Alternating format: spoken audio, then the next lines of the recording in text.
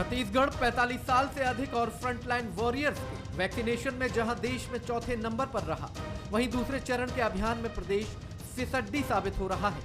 पहले वैक्सीन की कमी और उसके बाद सरकार की वैक्सीनेशन में अंत्योदय अत्यंत गरीब लोगों को प्राथमिकता देने की नीति को लेकर विवाद छिड़ गया है। दूसरे चरण के वैक्सीनेशन की राह में रोड़ा बन गया है। दरअसल हाईकोर्ट ने वैक्सीनेशन में आरक्षण को लेकर तल्ख टिप्पणी की और नई नीति बनाने के निर्देश दिए, जिसके बाद राज्य सरकार ने कल देर रात 18 साल से अधिक आयु वालों के लिए अपने वैक्सीनेशन अभियान को बंद कर दिया है और नई नीति बनने तक ये अभियान खटाई में पड़ता दिख रहा है। अब वैक्सीनेशन अभियान को लेकर सरकार की नीति के खिलाफ विपक्ष मुखर है और सरकार से जवाब मांग रहा है। ये सीधे सीधे तौर पर माननीय उच्च न्यायालय के आदेश की अवमानना है और साथ ही छत्तीसगढ़ के युवाओं के साथ धोखा भी है। जब भी टीके की बात आती है तो सरकार ये बोलती है कि मोदी जी हमें टीका नहीं दे रहे हैं, मोदी जी हमें टीका नहीं दे रहे हैं। राज्य सरकार की जवाबदारी है केवल 18 से 44 साल के लोगों को टीका लगाने की। उस जवाबदारी को वो पूरा क्यों नहीं कर रहा है? कि 50 लाख का भी यदि ऑर्डर दिया है तो कितने पैसे जमा किए हैं कंपनियों में और वो ऑर्डर कब तक मिलेगा? क्योंकि आप पैसे जमा किए हो कि नहीं किए हो यह जानना जरूरी है। आप उसके बगैर आरोप लगाओगे सर, और पैसे जमा करने के बाद कंपनी ने कब देने की सप्लाई करने की बात कही है यह स्पष्ट करना चाहिए। सरकार इसमें कुछ भी नहीं बोल रही है। यह दुखद स्थिति है। एक हाईकोर्ट में वैक्सीनेशन के लिए वर्गीकरण करना और अमीर गरीब को प्राथमिकता देने का मामला आने के बाद राज्य सरकार को शुक्रवार तक अपना स्पष्टीकरण देना है। वहीं सरकार के लिए एक बड़ी चुनौती 1.25 करोड़ लोगों के वैक्सीनेशन के लिए वैक्सीन की व्यवस्था करना भी है। ऐसे में कांग्रेस केंद्र की ओर से छत्तीसगढ़ को वैक्सीन नहीं उपलब्ध कराने का आरोप लगाकर अपना बचाव कर रही है। 1,25,000 वैक्सीन के डोज हमारे पास में आए हैं। एक कंपनी से 25 लाख डोज लेने का काम हो गया और वो 25 लाख डोज देने की बात भी हो गई। दूसरी कंपनी को भी हम लोगों ने उसके लिए पूरी फॉर्मेलिटी पूरी कर ली है। वहां से भी डोज लेने की, जो वैक्सीन आना है उसको लेने की तैयारी है। हम अपनी पूरी तैयारी कर रहे हैं। भारतीय जनता पार्टी के नेता इसमें राजनीति कर रहे हैं। अभी राजनीति का समय नहीं है। अगर भारतीय जनता पार्टी को इस प्रदेश के लोगों की जान माल की चिंता है तो अपने केंद्रीय नेतृत्व को चिट्ठी लिखना चाहिए। जो देसी मेडिकल कंपनियां हैं जो हमको वैक्सीन देने में देर लगा रही है या हमको वैक्सीन नहीं दे पा रही है, उसको बोले, उस पर दबाव बनाए। फिलहाल सरकार के सामने वैक्सीन की व्यवस्था करने के साथ नई नीति के साथ वैक्सीनेशन अभियान शुरू करना एक बड़ी चुनौती है। सबके लिए वैक्सीन ओपन करने के बाद होने वाली भीड़ के लिए वैक्सीन उपलब्ध कराना आसान नहीं होगा। मोहन तिवारी, बंसल न्यूज, रायपुर। विवादों की वैक्सीन। जी हां, नमस्कार, मैं हूं दीपक मिश्रा और छत्तीसगढ़ में वैक्सीनेशन और विवादों का चोली दामन का साथ हो चला है। जी हां, वैक्सीन निर्माण के समय से ही छत्तीसगढ़ वैक्सीनेशन के विवादों में उलझा हुआ है। आरोप प्रत्यारोप और खींचतान के बीच अब स्थिति यह हो गई है प्रदेश में कि भूपेश सरकार ने कोरोना वैक्सीनेशन अभियान रोक दिया है और आगे वैक्सीनेशन को लेकर संशय के बादल छा गए हैं। क्यों रोका है यह आपने पैकेज में देखा ही। हाईकोर्ट को फटकार लगाना पड़ी क्योंकि पहले चरण में तो छत्तीसगढ़ बहुत अच्छा प्रदर्शन करता है। 45 साल से अधिक उम्र के लोगों को जब टीका लगाने की बात आती है तो उस ग्राफ में छत्तीसगढ़ देश में चौथे नंबर पर आता है। लेकिन जब बात 18 साल से 44 साल के बीच के लोगों को टीका लगाने की होती है तो फिर छत्तीसगढ़ पिछड़ क्यों जाता है? विपक्ष में बैठी बीजेपी को सवाल क्यों उठाना पड़ते हैं? और आखिर कांग्रेस ने जो योजना तैयार की है, विपक्ष में बैठी बीजेपी इस अत्यंत गरीब लोगों को प्राथमिकता देने की बात क्यों कही है? यही हम जरूर बातचीत करेंगे बीजेपी कांग्रेस के मेहमानों से, मुखातिब कराएंगे, तारुफ कराएंगे पैनल से। लेकिन सबसे पहले आपको तारुफ करा दूं, मेरे सहयोगी विशेष संवाददाता मोहन तिवारी इस वक्त मेरे साथ जुड़े हैं और उसके बाद जरूर मैं बीजेपी कांग्रेस से कोशिश करूंगा प्रतिक्रिया लेने की। सबसे पहली प्रतिक्रिया मोहन, क्योंकि आप खुद ग्राउंड जीरो पर रोज जाते हैं, बीजेपी कांग्रेस के नेताओं से बातचीत करते हैं, ऐसे वक्त पर राजनीति होना कितना ठीक है? मिलकर हम क्यों नहीं कर पा रहे हैं? आरोप प्रत्यारोप वैक्सीनेशन की कमी पर कब तक होते रहेंगे?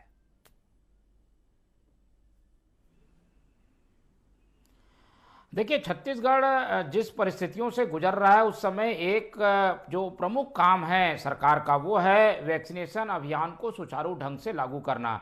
लेकिन जैसे कि पूरे देश के सामने समस्या है कि वैक्सीन जो है वो सीमित है और जो प्रदेश हैं देश के अंतर्गत वो उनकी मांगे काफ़ी ज़्यादा है। ऐसे में छत्तीसगढ़ में ये अभियान किस ढंग से लागू हो, कई प्रदेशों में हमने देखा कि 1 तारीख से तो अभियान ही शुरू नहीं हो सका।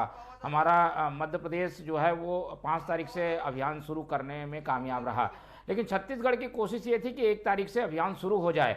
लेकिन छत्तीसगढ़ को ये भी मालूम था कि वैक्सीन जो है वो पर्याप्त मात्रा में नहीं मिल पाएंगे और इसीलिए उसने वैक्सीन जो लगाने लोग आएंगे उनका वर्गीकरण कर दिया और उसमें शुरुआत की कि सबसे गरीब लोगों को पहले वैक्सीन लगाया जाएगा और यहीं से विवाद की शुरुआत हुई। हालांकि वैक्सीन को लेकर वैक्सीन जब बनना शुरू हुई, उसका ट्रायल शुरू हुआ, तब से छत्तीसगढ़ में विवाद लगातार कायम है और वो विवाद राजनीतिक होता है जब भी इस तरीके के बयान आते हैं।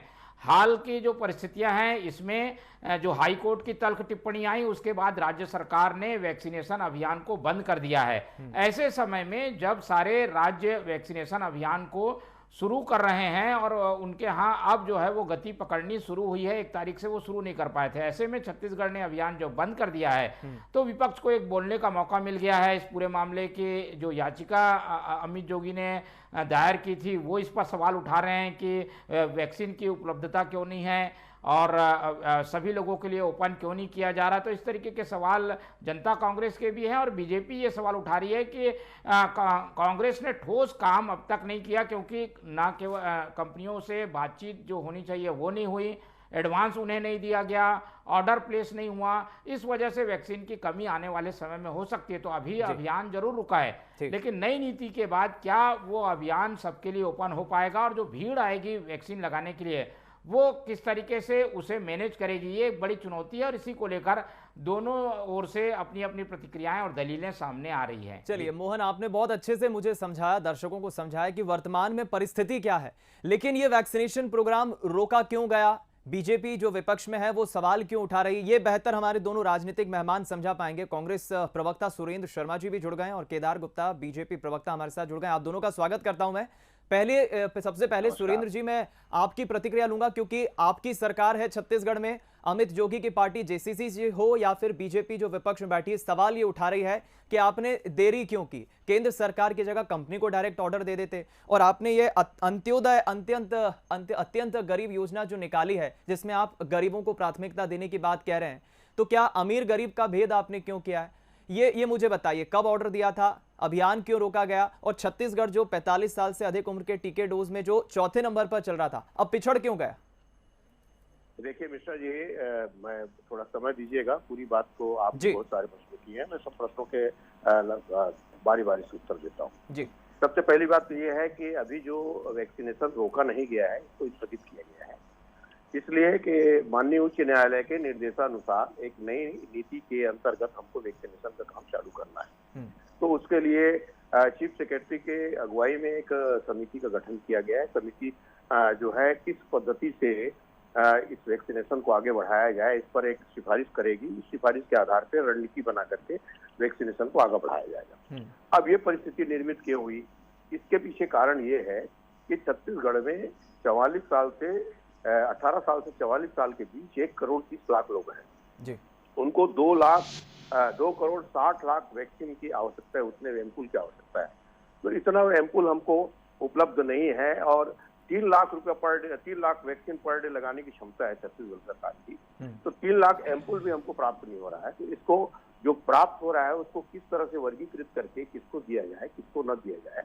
अगर इसको ओपन कर दिया जाएगा तो सभी जिला कार्यालयों में वैक्सीनेशन सेंटर में बड़ी भीड़ हो जाएगी, भगदड़ मच जाएगा, लॉकडाउन का कोई महत्व नहीं रह जाएगा और ऐसी परिस्थिति में इस तरह से भगदड़ की परिस्थिति निर्मित करना किसी तरह से उचित नहीं है। इसको किसी न किसी तरह से वर्गीकृत तो करना ही पड़ेगा। हमारे पास जितने संख्या में वैक्सीन है उतने लोग ही वैक्सीनेशन कराने आए, ऐसा कोई न कोई मैकेनिज्म हमको बनाना पड़ेगा। तीसरी बात आपने पूछा कि आपने कब ऑर्डर दिया। माननीय देश के प्रधानमंत्री माननीय नरेंद्र मोदी जी ने जिस दिन घोषणा की कि राज्य सरकार जो है 18 साल से 44 साल के लोगों को वैक्सीनेशन कराएगी, केंद्र सरकार को 150 रुपए मिलेगा, 400 रुपए में राज्य सरकार को मिलेगा, 600 रुपए में निजी संस्थाओं को मिलेगा।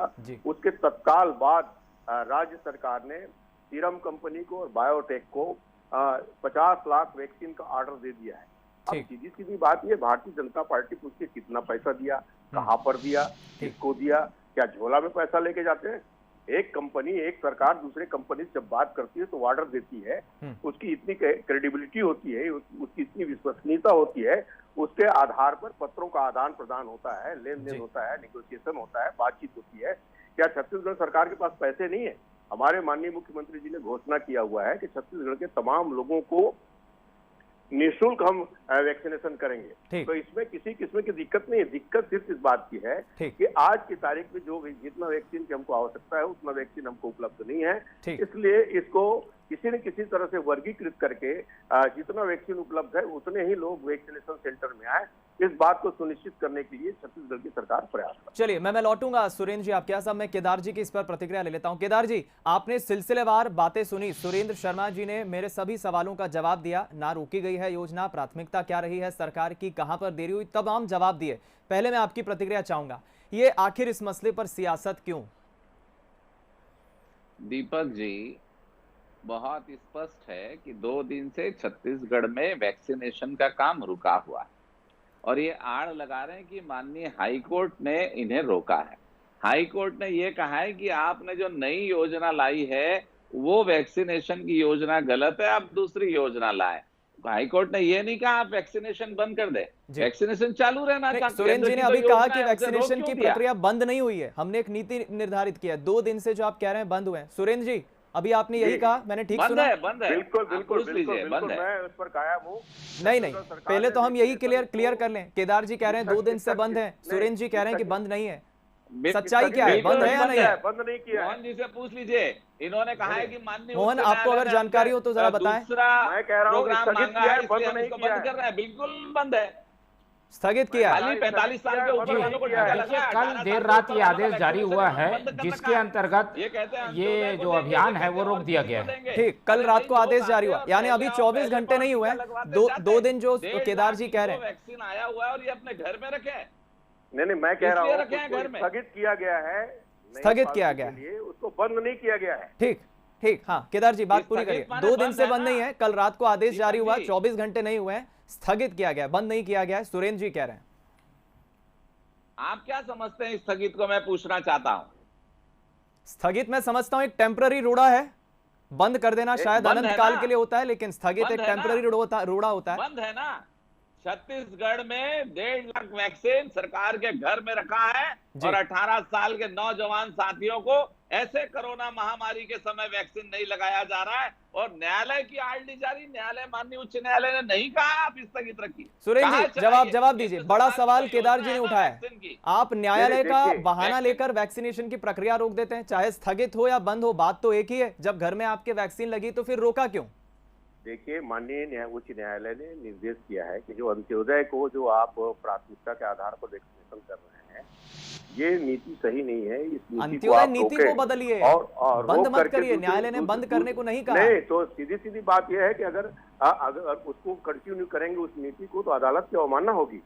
अदालत की अवमानना नहीं की जा सकती, इसलिए माननीय उच्च न्यायालय के निर्देशानुसार छत्तीसगढ़ सरकार काम कर रही है। वैक्सीनेशन की उसको चालू रखते 2 दिन। नहीं, न्यायालय ने बंद करने को कहा नहीं है सुरेंद्र जी, यही बात केदार जी कह रहे हैं। वैक्सीनेशन बंद हमने किया ही नहीं है, बदला क्यों? क्या आवश्यकता पड़ती है इसको बदलने की? और अगर बंद नहीं किया सुरेंद्र जी, आज कुछ आंकड़े हैं, आज कितने लोगों को वैक्सीन लगी है प्रदेश में? सुरक्षित तो हो जाते हैं कुछ लोग। जो 45 साल से ऊपर वाले लोग हैं उनके सबको वैक्सीनेशन का काम चालू है। प्लानिंग नहीं है। यहाँ 18 से 44 का आंकड़ा बताइए। 18 से 44 साल के बीच मैंने कहा ना कि आज स्थगित किया है, उसके लिए निर्णय कर रहे हैं कि किस रीति के साथ तो कब निर्णय पूरा होगा? ये स्थगित क्यों किया गया?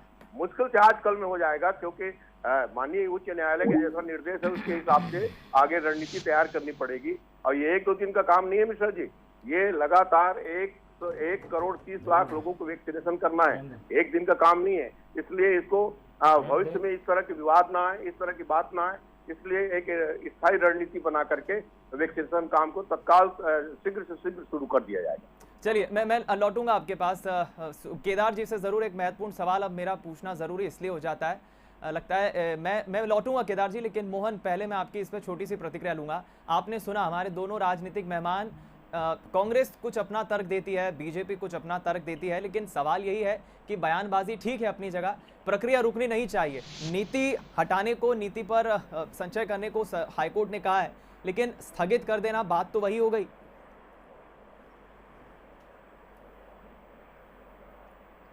बिल्कुल, देखिए जो सवाल हैं वो इसलिए भी उठ रहे हैं क्योंकि छत्तीसगढ़ में जो संक्रमण है वो काफ़ी तेज़ी से बढ़ा है जी। ऐसे में लोग चाहते हैं, खास तौर पर जब ये ओपन हो चुका है कि 18 साल से अधिक आयु वाले लोग भी अब टीका लगा सकते हैं, तो वो लोग लगातार ऐप के माध्यम से अपना रजिस्ट्रेशन करा रहे हैं, लेकिन उन्हें जो केंद्र है वहाँ जाने के बाद ये पता चलता है कि वो अभी उनको इंतज़ार करना पड़ेगा, उनका जो वैक्सीनेशन है वो नहीं हो पाएगा, तो निराशा होती है। सरकार के सामने अभी जो महत्वपूर्ण चुनौती है, एक तो हाई कोर्ट का निर्देश है, उसके हिसाब से नई नीति बनानी है, उस नई नीति को इम्प्लीमेंट करने के लिए फिर जो है व्यवस्थाएं करनी है, जिसमें सबसे बड़ी व्यवस्था उसको वैक्सीन की ज़रूरत हर तीसरे दिन होने वाली है। अभी जो 1 तारीख को 1.5 लाख वैक्सीन आई थी, उसमें से 27,000 वैक्सीन अंत्योदय के हिसाब से लग पाई है, लेकिन बाकी जो वैक्सीन है वो 1 दिन में या 2 दिन में खत्म हो जाएगी, ऐसी आशंका है। इसलिए हर तीसरे दिन उसको वैक्सीन चाहिए, और जो कंपनियां, दोनों कंपनियों के पास इतना दबाव है कि वो वैक्सीन सप्लाई इतनी जल्दी नहीं कर सकते। शायद इसीलिए सरकार थोड़ा सोचने के समय लेना चाहती है, कुछ ऐसी नीति बनाना चाहती है ताकि लोग परेशान ना हो और सबको वैक्सीन भी लग जाए, और इसीलिए शायद समय लग रहा है, और शुक्रवार तक उसे नई नीति बनाकर जो हाई कोर्ट है उसमें जवाब भी देना है। चलिए, केदार जी मेरे साथ जुड़ गए, लेकिन मैं सुरेंद्र जी बहुत संक्षिप्त में पहले जवाब चाहूंगा। अभी जो आपने स्थगित किया है 18 साल से 44 साल के लोगों को टीका लगाने के वैक्सीनेशन के प्रोग्राम को, ये शुरू कब तक हो जाएगा? देखिए, मोहन तिवारी जी ने जो बात कही वो बात बिल्कुल सही है कि जितना वैक्सीन हमको चाहिए उस हिसाब से वैक्सीन हमारे पास उपलब्ध नहीं है। ठीक, ये बात को पूरी दुनिया जानती है। ठीक, इसलिए हमको ऐसी कोई प्रक्रिया बनानी पड़ेगी, ऐसी कोई प्रक्रिया अपनानी पड़ेगी कि वैक्सीनेशन एक बार चालू हो तो सभी लोगों को उपलब्ध हो, निरंतरता के साथ उपलब्ध हो और बिना किसी किस्म के बाधा लोगों को उपलब्ध हो। यानी प्रोडक्शन की एक बड़ी समस्या है सुरेंद्र जी, आप ये मानते हैं? बिल्कुल बिल्कुल, प्रोडक्शन की बहुत बड़ी समस्या है। इसलिए मैं तो केंद्र सरकार से, हम तो कहते हैं कि भारतीय जनता पार्टी के नेताओं को आग्रह करें कि विदेशी जो वैक्सीनेशन है उसको आयात करने की परमिशन दें। अन्य कंपनियों को भी इसका, आज मैंने पढ़ा है कि कुछ अमेरिका ने कहा है कि इसको बौद्धिक संपदा ना माने जाए, और ऐसी आपात स्थिति को देखते हुए इसके पूरे विश्व के तमाम जो कंपनियां हैं उनको इसका निर्माण करने की अनुमति प्रदान करें। इस परिस्थिति में एकदम लकीर के फकीर होकर के बरसने के बजाय पूरे भारत के लोगों को, पूरे विश्व के लोगों को जल्दी जल्दी वैक्सीन उपलब्ध हो जाए, इस बात की तैयारी हम सबको। ठीक है, मैं समझ गया, हमारे दर्शक भी समझ गए होंगे। एक बहुत तार्किक बात कह रहे हैं सुरेंद्र जी, प्रोडक्शन एक बड़ा मसला है। केदार जी, ये तो प्रदेश की बात हुई, लेकिन जब मैं राष्ट्रीय नीति पे देखता हूं तो समस्या तो वही है जस की तस जो प्रदेश में आप देख रहे हैं। मैं आपको एक बहुत अच्छा किस्सा बता रहा हूं। देश में इस वक्त 20 से 25 करोड़ वैक्सीन के डोज की आवश्यकता है, लेकिन निर्माण, प्रोडक्शन कितना हो रहा है, मैं आंकड़े निकाल के आया हूं। मेरे साथ आंकड़े हैं, 7 से 8 करोड़ डोज डेली निकल रहे हैं। सीरम इंस्टीट्यूट जो है, जिसकी कोविशील्ड दवाई जो वैक्सीन है, वो करीब 6 करोड़ डोज डेली निकाल रही है, और भारत बायोटेक की जो कोवैक्सीन है वो 1 करोड़ के डोज का प्रोडक्शन रोज कर रही है। आवश्यकता 20-25 करोड़ की है, लेकिन हमें मिल कितने रहे? 7 से 8 करोड़। और ऐसे वक्त में सीरम इंस्टीट्यूट के जो सीईओ हैं, जो मालिक हैं, अदार पूनावाला, वो अपना बोरिया बिस्तर बांध के लंदन भाग जाते हैं। उनको ये डर बैठ जाता है कि भैया मेरी जान खतरे में है। वो खुद ये दावा कर रहे हैं कि मुख्यमंत्री जो है, प्रदेश के अलग अलग बड़े बड़े व्यापारी हैं, बड़े बड़े नेता मुझे धमकियां दे रहे हैं। आपकी खुद की केंद्र में तो एक नीति निर्धारित है नहीं। कोर्ट आपको फटकार लगाती है कि आपने तो तय कर दिया 18 से 44 साल के लोगों को वैक्सीन दीजिए। जो पढ़ा लिखा नहीं है, जो इलिटरेट है, जो शिक्षा से मोहताज है, जो पढ़ा लिखा नहीं, वो कैसे अपने आप को रजिस्टर करके वैक्सीन लगाएगा? इसका जवाब कुछ है आपके पास? पूरा जवाब है, इसमें दिक्कत है कहाँ? ये तो सरकार है जो पढ़ा लिखा नहीं है। केदार जी, जो पढ़ा नहीं है वो रजिस्टर कैसे करेगा अपने आप को? उसको वैक्सीन कैसे लगाएगी आपकी सरकार? जो पढ़ा लिखा नहीं है उसको आप वैक्सीन कैसे लगाएंगे? मुझे इतना जवाब दीजिए। देश में क्या हालात हैं? मैं 2 मिनट छत्तीसगढ़ से इधर आ रहा हूं। मुझे तो ऐसा लगता है कि आपने प्रश्न किया है तो शायद मुझसे जवाब चाहते हैं। जी, मैं मौका दे रहा हूं, दीजिए जवाब कीजिए कि मैं जवाब दे दूं।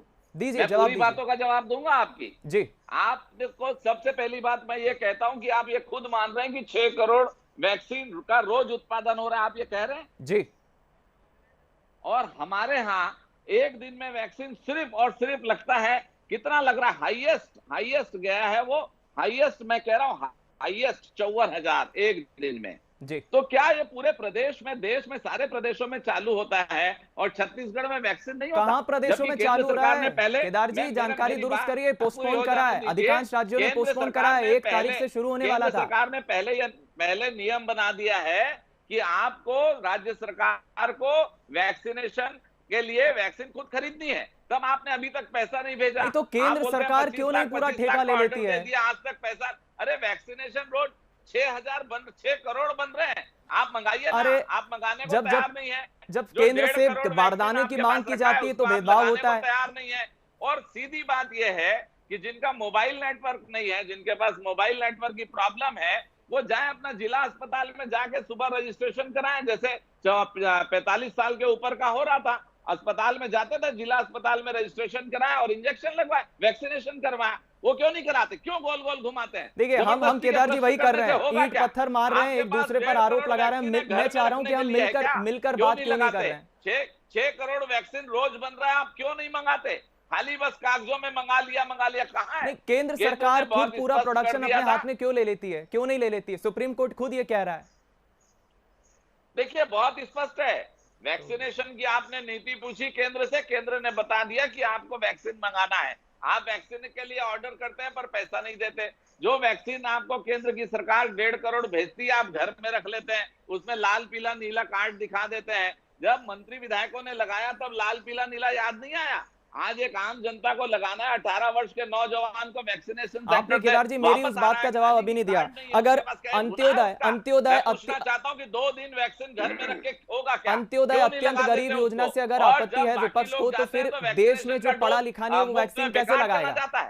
अगर 4 घंटे में वो यूज नहीं होता 10 डोज, तो वो वेस्ट हो जाता है। इसको वेस्ट किया जा रहा है, ना कि लोगों को लगाया जा रहा है। ये सरकार, मैं कहता हूं कि प्रदेश की सरकार अदूरदर्शी सरकार है। इसके पास कोई नीति नहीं है, कोई नियम नहीं है। ये खाली वैक्सीन के नाम पे राजनीति सुझाव करना चाहती है। मुझे कुछ सुझाव देंगे आप सत्ताधारी पक्ष को, कांग्रेस को कुछ सुझाव देंगे आप? चलिए, मुझे लगता है ये आरोप प्रत्यारोप की राजनीति इसी तरह होती रहेगी। समय की मेरे पास चूंकि कमी है, वरना चर्चा तो बहुत कुछ हो सकती है, लेकिन बड़ा सवाल यही है कि हम मिलकर आखिर बात क्यों नहीं कर रहे हैं। बीजेपी आरोप लगाती है, कांग्रेस आरोप लगाती है। तीनों मेहमानों का बहुत शुक्रिया अदा करता हूं। वक्त की कमी है, इसलिए मुझे डिबेट यहीं समाप्त करना होगी। लेकिन बड़ा सवाल यही है कि कांग्रेस पर बीजेपी आरोप लगाती है कि आपने देरी कर दी प्रोडक्शन में, कंपनी को आपने पैसे नहीं दिए, ऑर्डर देने में देरी कर दी। तो भाई कंपनी का भी तो अपना एक तर्क है, कंपनी की भी प्रोडक्शन की अपनी एक सीमा है। इस पे एक जरूर राष्ट्रीय नीति लागू होना चाहिए। और बेहतर यही है कि राज्य सरकारों को जो वैक्सीन दी जा रही है उसकी जगह केंद्र खुद अपनी तरफ पूरा ठेका ले ले, केंद्र खुद कंपनी से डायरेक्ट वैक्सीन ले ले और उसके बाद अलग अलग राज्यों को बांटे, तो शायद बहुत बेहतर होगा। आरोप प्रत्यारोप अपनी जगह है, लेकिन मिलकर लड़ने की इस वक्त सख्त जरूरत है। दीजिए इजाजत, नमस्कार।